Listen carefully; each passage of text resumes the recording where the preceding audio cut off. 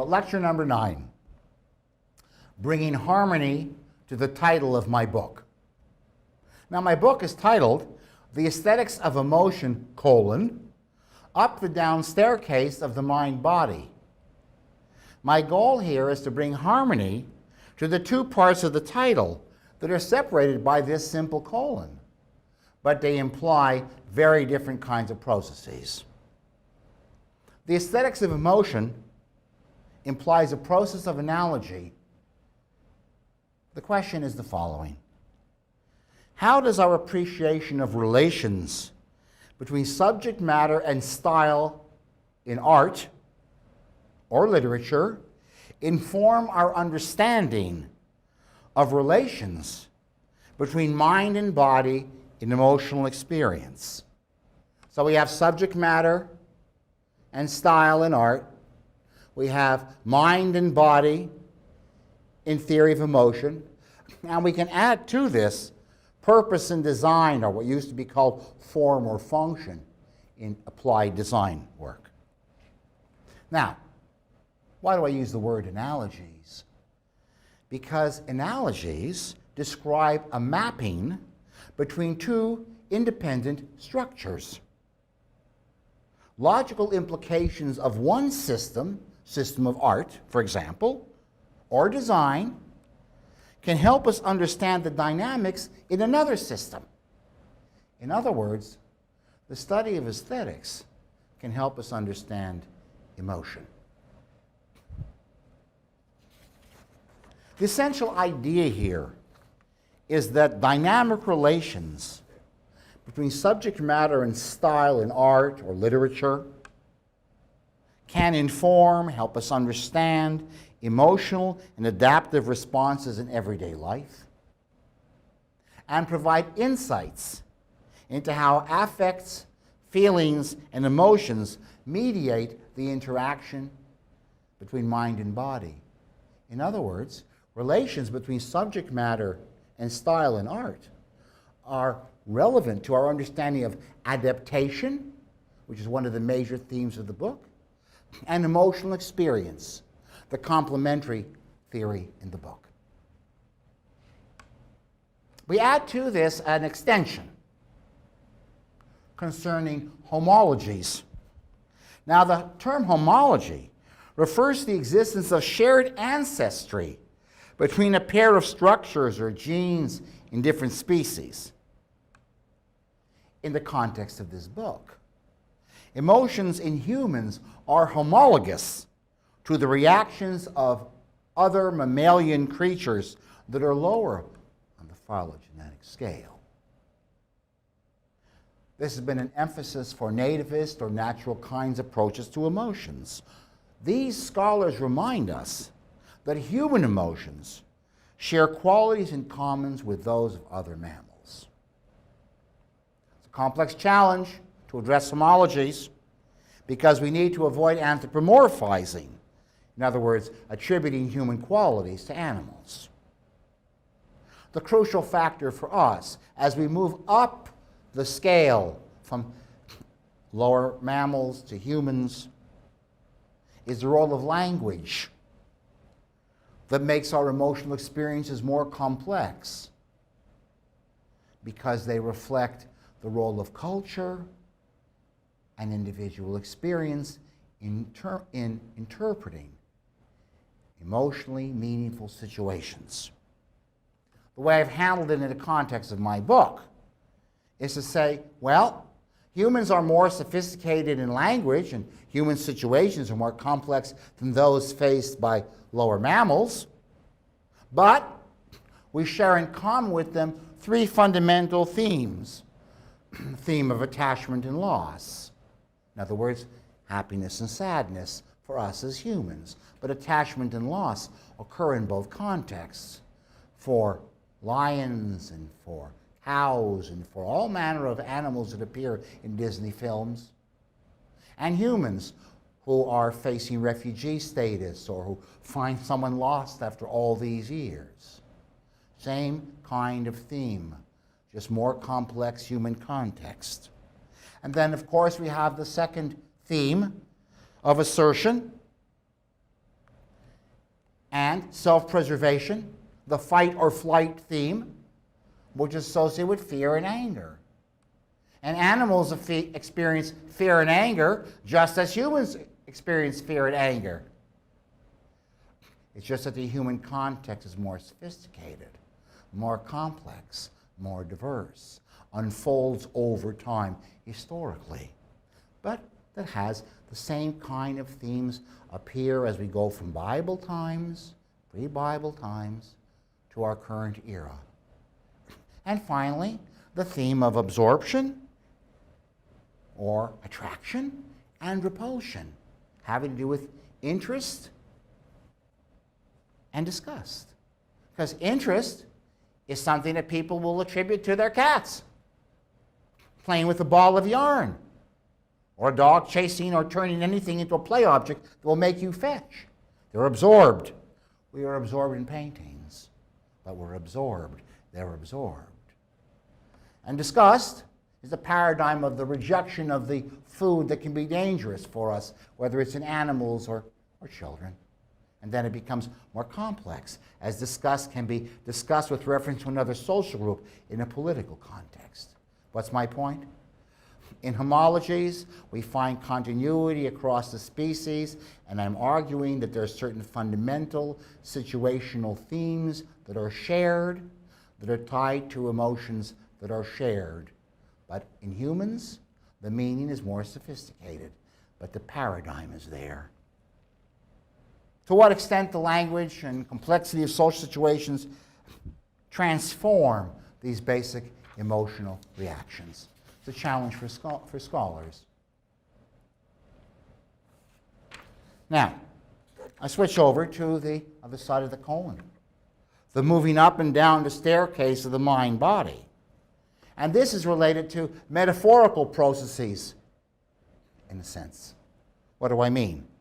Well, how does this staircase image inform our understanding of everyday and separately aesthetic experiences? This is about metaphors. Metaphor accounts for expressive processes that shape both emotional and aesthetic experience. The word expressive is pivotal. And this is where our hierarchies come into play. Hierarchy being a central theme of the book. Metaphors pertain to a bottom-up hierarchy.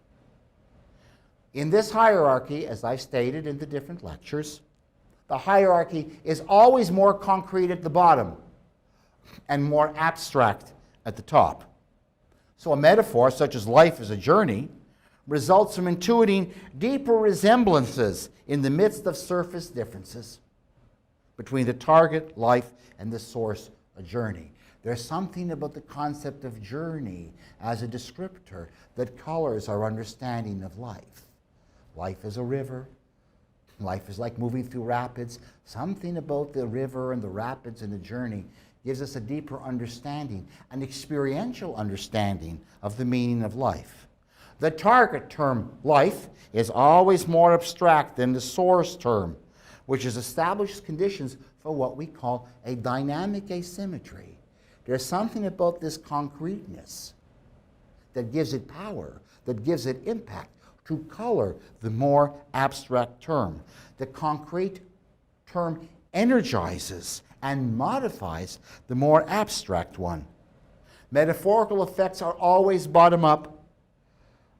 Metaphors shape our experiences in spontaneous ways, and we are not consciously aware of this process, but only the overall effect. In other words, we cannot experience a metaphor in the moment and understand the underlying process at one and the same time. Because when we experience a metaphor, we're on the inside. And when we understand the logic, so to speak, of a metaphor, we're on the outside. We can't be in both places at once. Consider in the context of aesthetics. How do metaphors work here? What is a bottom-up effect here? In this model, the bottom-up effect of a painting, an artwork, can create a kind of evocative atmosphere within which the subject matter is experienced. Let me explain, and I will show you a couple examples of paintings in which this is demonstrated. Remember, at the top end, the more abstract end, we have the subject matter of the work, the meaning of the work. At the bottom end, we have the visual or auditory style in the context of poetry, painting, depends on the medium, and the relations between the abstract meaning and the concrete style. See? Always take place in an aesthetic context. We know we're looking at art or reading a poem or reading a novel. We expect relations between the two, and they can be seen as complementary. As the viewer or the reader tries to grasp the meaning of the work while moving through the medium, the structure of the medium can shape our experience. And we can enter into the work to greater degrees or lesser degrees and build a bridge between itself and our own feelings as a function of the atmosphere that's created around it, the atmosphere of the experience of the aesthetic event. Now we can be more or less familiar with the story. We can be more or less familiar with the iconography and the external references, but this concrete style of the painting, how the image is created, whether it's hard-edged or soft-edged, something we've discussed in a previous lecture. The more it's soft-edged, the more it's vague, the more we enter it, the more we try to interpret it, the more absorbed we are, the more the atmosphere is there for us to experience the subject matter. It's a bottom-up process. It shapes our experience of the subject matter. It can resonate with the subject matter. Now, this can happen unconsciously and automatically below the threshold of awareness. An important point should be made here. In the 21st century, Impressionist painting of the 1870s in France, 1880s in France, demands a lot of money, is seen as a very special kind of style that's expressive. We look at it in museums and are moved by it. But the Parisians who first saw it rejected it because they just saw it as a sketch. They wanted precision. So just because you have a particular kind of style does not mean that you will automatically have an experience. You have to be able to understand the style. You have to be prepared to enter into the episode for this bottom-up effect to occur, for this atmosphere to take you over. And then we have to think about avant-garde art. In avant-garde art, there's a counterpoint. On purpose, there's a discordance between the loud colors, the sharp edges, and the subject matter of the work facing off against each other. This pushes us away. This wakes us up. This can be part of the goal of the artist. The artist works with the form of the work and the subject matter of the work to create experiences that are absorbing and push us, or can push us away. But this is a metaphorical experiential process. The style provides a context within which the experience occurs. Let's move over to the domain of emotion. Now, as I've explained, emotions sit on appetites and needs that work homeostatically. And above that we have affects, which are dimensions of bodily response in pain and pleasure or excitement that can be conditioned, that can work according to an opponent process dynamic. On top of that, we have feelings that can feel down into those bodily states and experience them or be the result of logic. And at the top, we have emotions, feelings filled with meanings related to the self that bring the body to life. These changes in bodily states, which are below the threshold of perception, can tacitly or unconsciously modify our experiences of situations, just like the style of the artwork can provide a context or or modify our experience of the subject matter of the work. in the context of everyday life, liquors or drugs or hormonal fluctuations can affect the way we see the world without our being aware of it. So the changes in the body are like the style of the painting or the poem that the artist or poet or novelist or dramatist manipulate, providing a context for experience, a whole experience, whether it's in art or whether it's in everyday life. We consciously are aware of the final product, the way we see the world in everyday life or in art. This is a feed-forward process. According to emotional phase theory, our interpretations of meaningful situations reawaken past episodic memories, along with the bodily sensations and qualities that occurred in the earlier episodes. It's a bottom-up shaping of experience. Psychodynamic psychologists underscored the importance of situations and our interpretations of them for triggering these long-lost memories and past reactions in a rapid and unconscious way that feed up and shape our overall experience. That's why emotions are like liberated instincts. They're not automatic responses to narrow events, stimuli that will scare the bird or the dog, but rather situations that are meaningful that we interpret, like the situations in artworks or poems or movies, that bring back memories, that reawaken bodily reactions, that automatically feed forward and create the unified experience in daily life or in aesthetics. That's why they're holistic, because they are shaped by bodily responses that work with meanings to embed us on the inside of lived experiences. And that's in the sense in which they're bottom-up. They shape the form of the experience, just like the style of the painting shapes the form of our encounters in the museum. And that's why, both with paintings and poems and novels and everyday life experiences, phenomenological psychologists have reminded us that time changes, closes in, opens up in space, faster, slower, causality can break down. We can feel on the outside, forced on the outside, or drawn to the inside of the event. Distortion is the hallmark of emotional experience and aesthetic experience. In other words, when we're moved by a situation or we're moved by an artwork, we're drawn in. We have a whole unified experience that has these properties of time and shape.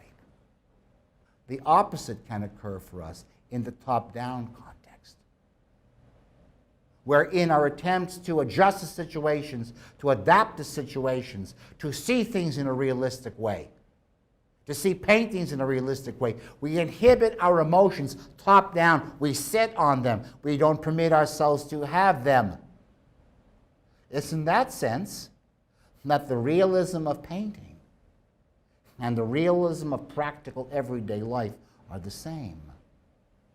The function of the style of the painting is to help us read what it's about. We don't have to have feelings. We just have to read the subject matter.